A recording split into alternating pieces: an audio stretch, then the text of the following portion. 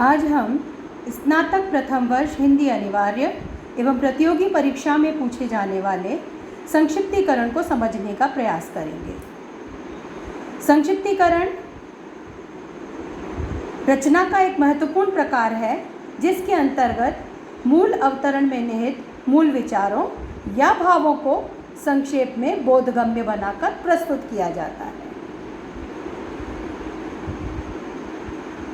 किसी भी रचना को संक्षिप्त रूप में इस तरह प्रस्तुत किया जाता है कि उसका कोई भी महत्वपूर्ण विचार न छूटे, उस गद्यांश के मूल भाव पर कोई प्रभाव ना पड़े। विद्यार्थियों, परीक्षा में प्रायः गद्यावतरण देकर उसका 1/3 अंश में संक्षिप्तीकरण करने का कार्य दिया जाता है। संक्षिप्तीकरण एक प्रकार से मूल पाठ की स्वतःपूर्ण रचना होती है जिसमें उस गद्यांश का 1/3 रूप में ऐसे व्यक्त किया जाता है कि उसका आशय पर्याप्त रूप से स्पष्ट हो, उसका मूल भाव उसमें समाहित हो। संक्षिप्तीकरण की आवश्यकता केवल परीक्षा की दृष्टि से ही नहीं, हमारे दैनंदिन कार्यों में, सरकारी कार्यालयों में, व्यावसायिक प्रतिष्ठानों में, पत्र व्यवहार में, तार देने में, भाषण, रिपोर्ट, घटना, समाचार, विज्ञापन आदि में सर्वत्र होती है, जहां हमें बात को कम शब्दों में कहने की आवश्यकता होती है। इतना ही नहीं, ये कहा जा सकता है कि प्रतियोगी परीक्षा की यह रीढ़ होती है, क्योंकि प्रतियोगी परीक्षा में दिए गई शब्द सीमा में उत्तर देना आवश्यक है और उसी के आधार पर हम प्रतियोगी परीक्षा में अंक भी प्राप्त कर पाते हैं। यह संक्षिप्तीकरण कौशल भाषाई कौशल की विशेष मांग रखता है। हमें शब्दों की पूर्ण जानकारी, भाषा की पूर्ण जानकारी, व्याकरण की पूर्ण जानकारी, बात को कम में कहने की जानकारी, स्थानापन्न शब्दों की जानकारी। स्थानापन्न शब्द वे होते हैं जो किसी वाक्य या वाक्यांश के स्थान पर प्रयुक्त किए जाते हैं, होना आवश्यक है। शब्द के स्थान पर दूसरा शब्द रखना भी हमें आना चाहिए जिसमें मूल भाव पूरी तरह से स्पष्ट हो सके। संक्षिप्तीकरण की अपनी एक प्रक्रिया है। उस प्रक्रिया को समझकर, उस प्रक्रिया के माध्यम से गद्यावतरणों पर अभ्यास द्वारा यह कौशल हम विकसित कर सकते हैं। भाषाई कौशल के साथ साथ संक्षिप्तीकरण कौशल के लिए उस प्रक्रिया के अभ्यास से गुजरना भी आवश्यक है।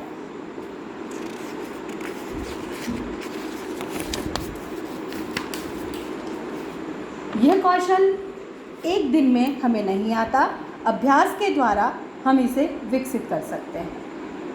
संक्षिप्तीकरण की प्रक्रिया में पहला कार्य है 3 या 4 बार मूल पाठ को ध्यान से पढ़ना और गद्यांश के मूल भाव को समझने का प्रयास करना। दूसरा, मूल पाठ को ध्यान से पढ़ते हुए महत्वपूर्ण वाक्यों, वाक्यांशों, शब्दों को रेखांकित करना। रेखांकन का कार्य बहुत महत्वपूर्ण है क्योंकि इसके द्वारा जो महत्वपूर्ण अंश हैं उन्हें हम उस गद्यांश से अलग कर लेते हैं और अमहत्वपूर्ण अंश हैं वो छूटते चले जाते हैं और संक्षिप्तीकरण का एक ढांचा हमारे सामने तैयार हो जाता है। तीसरा, इस प्रक्रिया का महत्वपूर्ण भाग है रेखांकित वाक्यों के आधार पर संक्षेपण की प्रारंभिक रूपरेखा अपने शब्दों में बनाना। और चौथा है प्रारंभिक रूपरेखा को ध्यान से पढ़ते हुए उसके भी कम महत्वपूर्ण अंशों को निकालते हुए संक्षिप्तीकरण करना। इस प्रक्रिया में भाषा सामर्थ्य की खास ज़रूरत होती है क्योंकि मूल भाव व्यक्त करने वाले शब्दों को समझना, सरल अर्थपरक शब्दों का प्रयोग करना, पुनरावृत्ति से बचना आवश्यक होता है। स्थानापन्न शब्दों का प्रयोग करना, वाक्यांशों को जिनका दोहराव हो रहा है उन्हें त्यागना, ये जरूरी है। लोकोक्ति, मुहावरों, उदाहरणों से हमें इसमें बचना चाहिए। और आवश्यक हो तो भी संक्षेप में उन्हें कहना चाहिए। कई बार कोई बात बहुत विस्तार लेकर के कही जाती है तो उसे भी कम शब्दों में कहना आना चाहिए, इसका प्रयास करना चाहिए। तो इस प्रक्रिया को हम अब समझने का, सीखने का प्रयास करेंगे एक छोटी सी सरल कहानी के माध्यम से।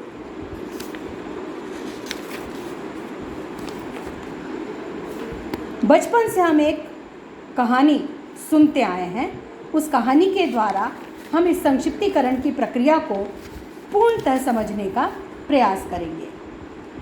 एक दिन जंगल में एक विशाल शेर सोया हुआ था। एक छोटा सा चूहा जो वहाँ क्रीड़ा कर रहा था, शेर के चेहरे पर से गुजर गया। शेर की नींद टूट गई और क्रोध में उसने चूहे को पंजे से पकड़ लिया। चूहे ने क्षमा याचना की। उसने कहा, मुझे अत्यंत खेद है, कृपया क्षमा कर मेरे जीवन की रक्षा करें, शायद मैं भी एक दिन आपकी सहायता कर सकूं। शेर हंसा और उसने चूहे को क्षमा कर दिया। अतः चूहे ने उसे धन्यवाद दिया और खुश होकर उछलता हुआ चला गया। इसके उपरांत एक दिन शिकारियों ने शेर को जाल में फंसा लिया। शेर ने क्रोध के मारे भयंकर गर्जना की। चूहे ने यह गर्जना सुनी और शेर के पास गया। यद्यपि शेर मजबूत था तथापि वह जाल तोड़ न सका। चूहे ने एक एक करके जंगल की रस्सियों को काट डाला और शीघ्र ही शेर मुक्त हो गया। अब हम संक्षिप्तीकरण की प्रक्रिया के अनुसार इसके मूल अंश को रेखांकित करेंगे। सबसे पहली पंक्ति है, एक दिन जंगल में एक विशाल शेर सोया हुआ था। तो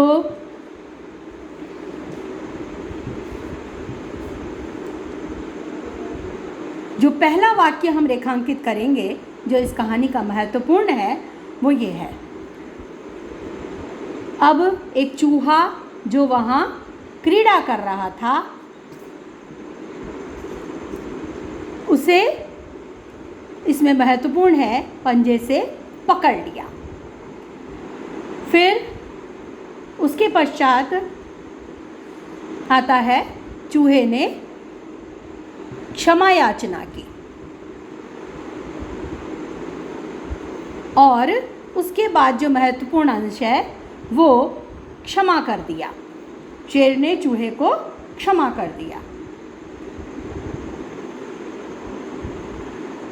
अब इसके बाद हम लेंगे